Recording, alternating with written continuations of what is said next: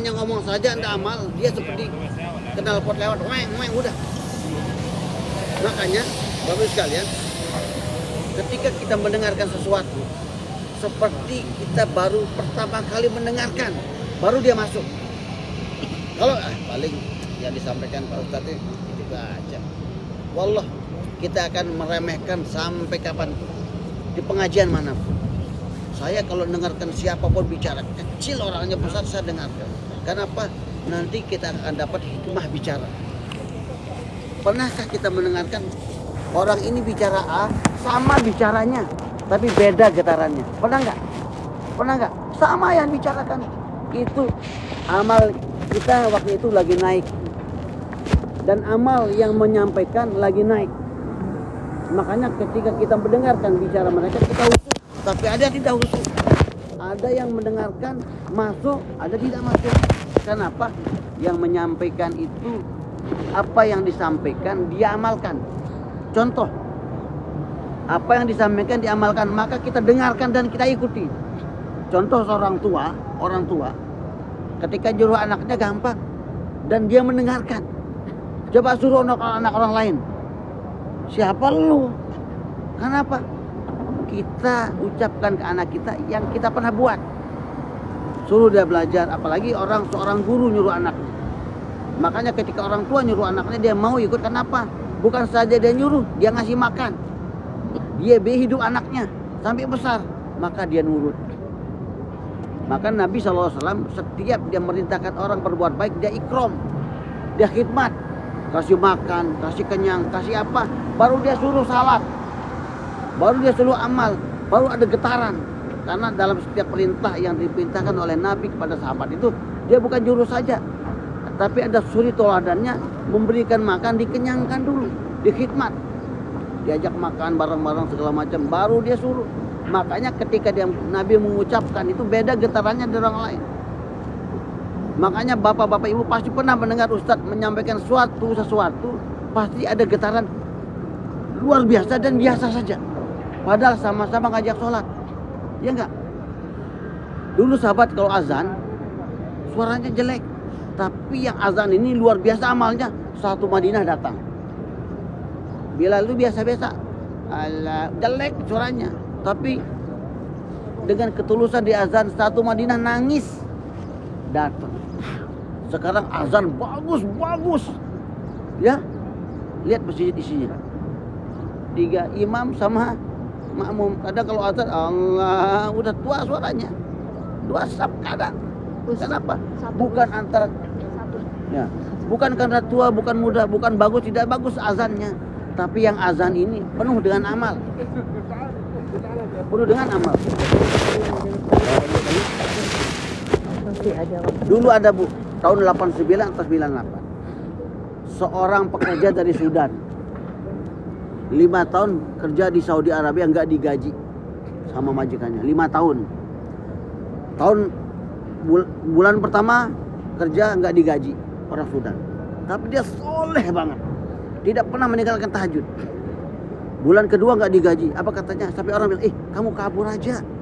Ngapain kamu kerja? Apa katanya? Rezeki gak kemana. Kalau emang rezeki saya, pasti Allah kasih. Singkat cerita ini, 5 tahun dia bekerja, dia minta pulang. Baru 2 tahun dia bekerja minta pulang, nggak dikasih sama majikannya. Dia sayang, tapi begitu, nggak dikasih pulang. Akhirnya dia minta dibelikan tiket, nggak dikasih. Mulai itu dia nyangkut sama, mulai itu dia lebih huruf lagi. 2 tahun dia bekerja nggak digaji. Semua protes orang-orang, tapi dia tidak kabur. Setelah bertahun-tahun berlalu, sekitar 4 tahun, baru dia doa nangis tahajud sampai dia tinggal. Apa yang tadi Bapak sekalian? Tahun kelima tiba-tiba majikan belikan dia tiket tanpa kompromi apapun. Nggak tahu siapa yang bersak dia beli tiket, nggak ada. Dibeli tiket pulang. Ini zalim ini orang.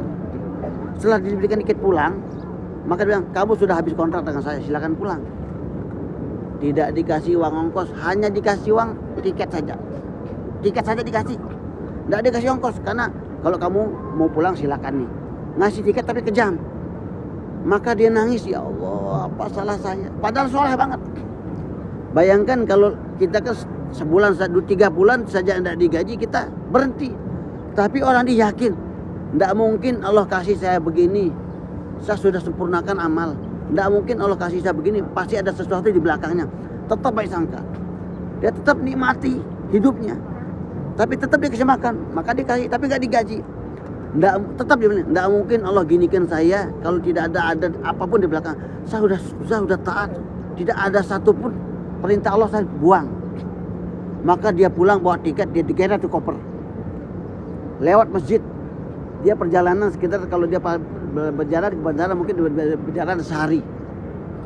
Tapi dia dekat berjalan sehari ini. Jalan. Karena dulu zaman nggak ada telepon, mau ngadu sama siapa nggak ada medsos. Maka nikmati sendiri. Digeret kopernya sampai maghrib di masjid besar. Sampai di masjid itu, di kawasan itu, salah satu kawasan ada kawasannya Sultan. Kalau apa kita Malik Sulaiman, rajanya dulu sebelum Malik Fahad. Salman apa bukan Sulaiman? Sulaiman ya, rajanya Arab. Sulaiman kalau tidak salah. Coba selain ini lihat nih, penting ini.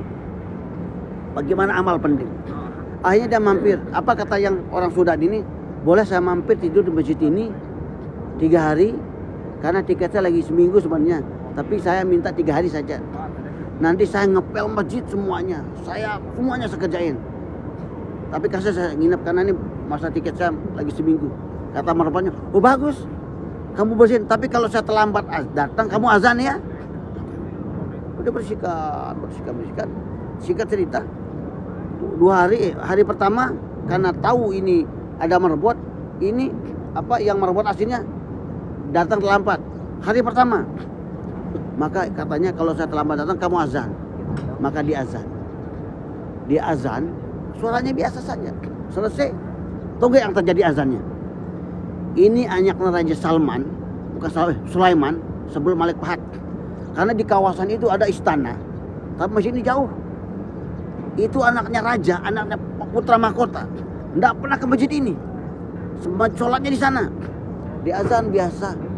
Dia bangun, tidak tahu getaran apa yang membawa dia harus ke masjid itu. Azan orang soleh. Maka dia bangun, dia panggil, coba aku pengen sholat di masjid itu. Kaget, ini ada masjid kita di istana, ngapain ke sana? Kata udah berangkat aja, saya ikut. Langsung naik mobil, dikawal sholat. Tapi tidak dia merasakan asbab azan itu, enggak. Sholat biasa. Kaget, sampai tadi yang terlambat azan menyesal. Coba saya tadi azan dia. Dia, aduh. Akhirnya dia sholat. Habis sholat, pulang begitu saja. Anda pertama kota pulang. Besok lagi azan nih. Kecanduan ini. Tidur aja kerjanya.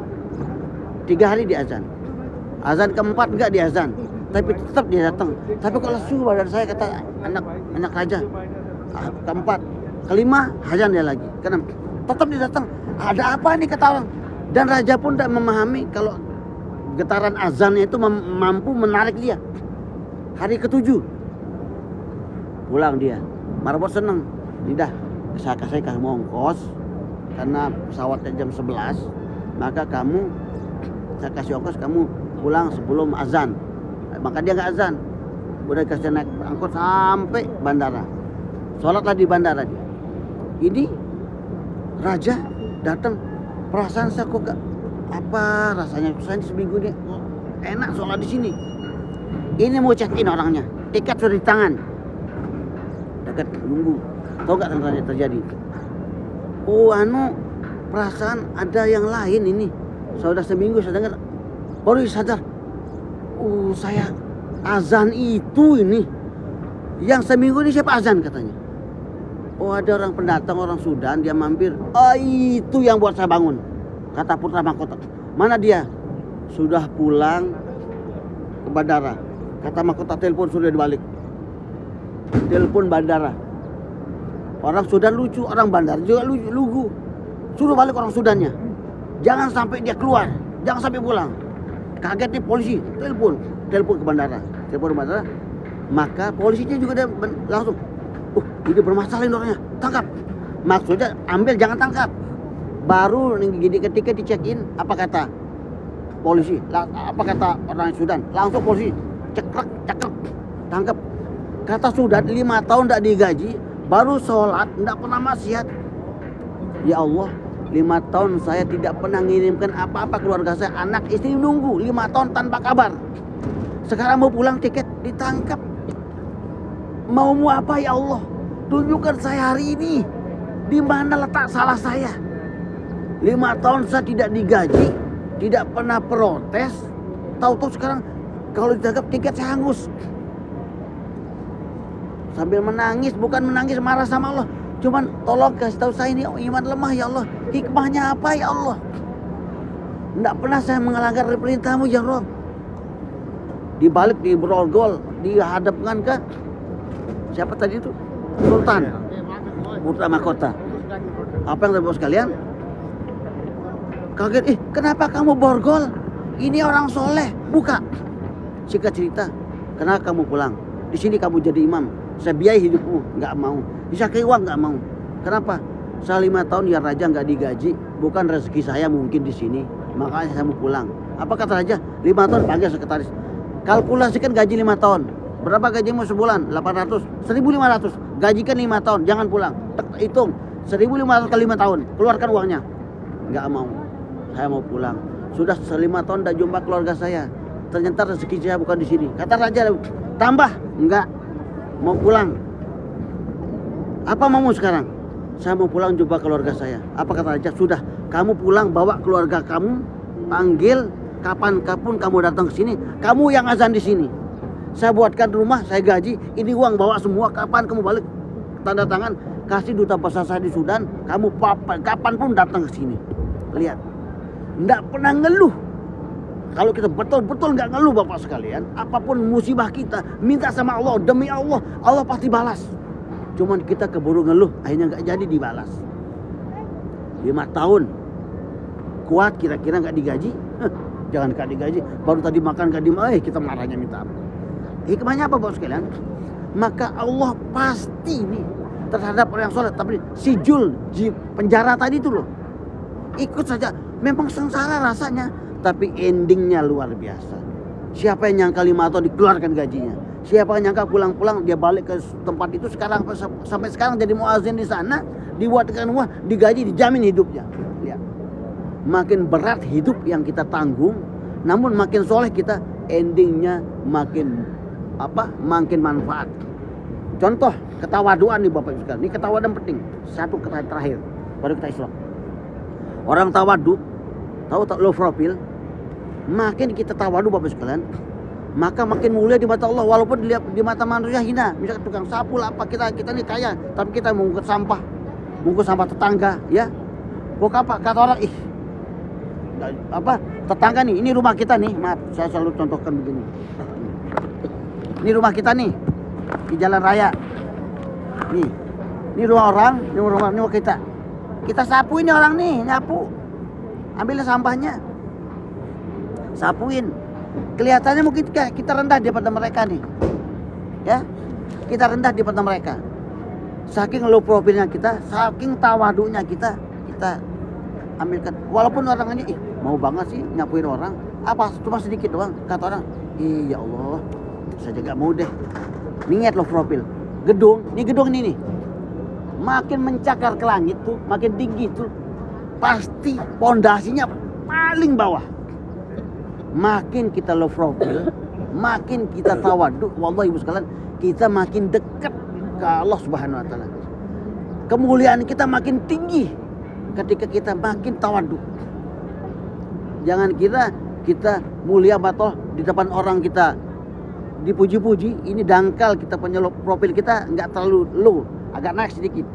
Maka ketika profil kita naik ya, enggak low profil, di mata orang mungkin mulia kita. Ibaratnya gedung ini nih, dia rendah, dia bisa melihat atasnya, kemuliaannya. Orang bisa melihat kemuliaan kita. Ini kan ini, kadang nggak tinggi, kadang nggak apa dilihat. Tapi gedung itu kemuliaannya di atas, dongak kita tuh. Gedung tuh, itu atas. Kenapa? Pondasinya bawah banget. Makin tinggi gedung, pondasinya makin bawah. Makin tawadu orang, makin naik namanya di Allah Subhanahu wa taala. Jadi jangan takut nggak tenar. Kalau tenar sama Allah, pasti kita tenar daripada seluruh bangsa. Bahkan sampai langit nama kita tenar. Maka jaga lo profil. Suka menolong. nggak usah gengsi. Tolong orang walaupun kelihatannya mau banget, biarin. Yang penting Allah suka sama saya. Buat sesuatu itu karena Allah. Kalau kita buat sesuatu karena Allah, maka kita tidak lelah. Buatlah lillah, kita tidak lelah. Insyaallah sekalian ini sekedar motivasi kita dalam berbuat kebaikan. Makanya oleh Bapak sekalian, makin kita low profile, makin kita buat sesuatu itu lillah, maka walaupun kita capek kita tidak sakit. Nggak sakit. Nggak ada tuh sahabat sakit. Tidurnya kurang. Tiap hari kerja, kadang puasa kerja, tapi dia tidak sakit. Parah, nggak ada sakit leper, kanker, diabetes, nggak ada tuh. Karena apa? Dia lelah untuk orang lain. Makanya kita walaupun ada benefit di pekerjaan kita, tapi buatlah di sisi lain pekerjaan itu tidak digaji, tapi amal di sana. Maka walaupun kita capek tidak akan menimbulkan penyakit. Liver itu kan karena capek, lelah, bekerja terus baru liver keluar. Ya enggak? Baru kali ini ada liver. Zaman sahabat capek enggak liver. Karena capeknya buat agama, capeknya buat sosial. Maka dia enggak sakit. Sampai tabib datang dari Rom Persia, datang tabib dari Persia, 2 tahun gak ada yang sakit. Padahal sahabat-sahabat itu biasa-biasa, nggak ada makan enak, biasa. 2 tahun kenapa? Sahabat itu kata salah satunya, dia makan di kala lapar, berhenti sebelum kenyang. Makanya sahabat 2 tahun gak ada sakit. Tabib dari dokter di sana, kalau kita dari Persia balik bangkrut, jadi bangkrut kita di Madinah gak ada yang sakit, pulang. Karena apa?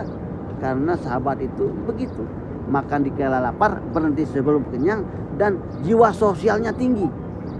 Dia sanggup lelah-lelah untuk orang lain. Insyaallah ya.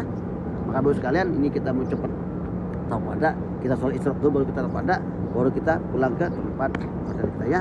Yang benar datang dari Allah Subhanahu wa taala, yang kurang berkenan ini dalam tahap belajar saya. Nah, makanya kalau kita punya jiwa belajar dalam menuntut ilmu, siapapun kita, maka Allah kecil hisabnya. Siapapun kita, jiwa belajar harus ada. Walaupun kita ulama di India, pimpinan tabligh terbesar, dia ulama besar, dibilang belajar. Di kartu pelajarnya belajar. Tapi yang terjadi, semua orang bilang dia masih belajar. Ketika orang nyopir, pernah SIM kan, cari SIM, belajar tuh di belakang, ngelanggar gak ditilang. Tapi ketika bisa jadi SIM, ngelanggar ditilang. Kalau kita bilang bisa, maka cepat hukumannya. Apalagi nggak amal. Udah bisa nggak diamal, langsung dihisab Allah Subhanahu wa taala. Makanya kita belajar. Niat kita sampai mati pun harus niat belajar. Subhanallah wa bihamdihi, subhanakallahumma wa bihamdika, asyhadu an la ilaha illa anta, astaghfiruka wa atubu ilaik. Assalamualaikum warahmatullahi wabarakatuh. Mungkin sampaikan. Terima kasih teman-teman. Alhamdulillah kita sudah ada di penghujung hari kita di Kota Mekah. Alhamdulillah Allah berikan kelancaran, Allah berikan teman-teman semua kesehatan. Ada beberapa teman kita yang sakit, kita doakan sama-sama semoga Allah berikan kesehatan. Insya Allah doa kita semua di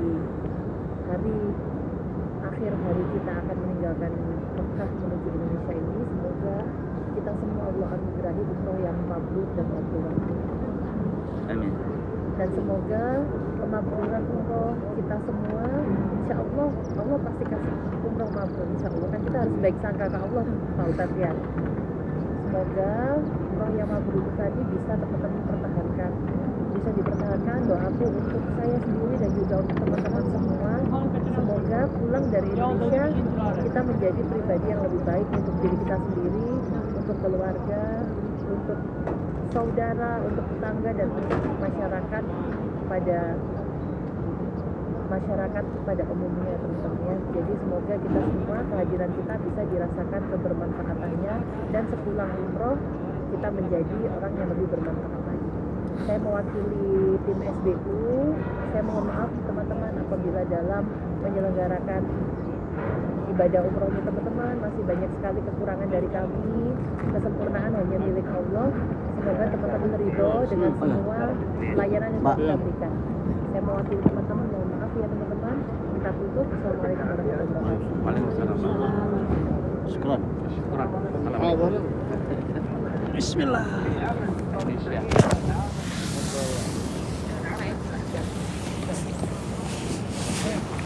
Apa Bu? Siapa? Oh iya.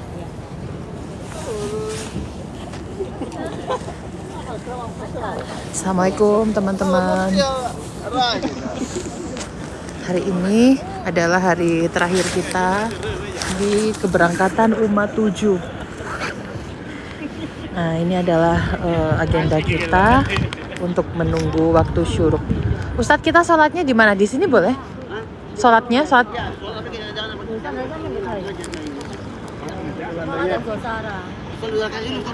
Ya, sholat dulu aja ya. Terima kasih teman-teman yang sudah join. Semoga teman-teman semua dimudahkan oleh Allah menuju ke sini ya. Terima kasih teman-teman. Assalamualaikum.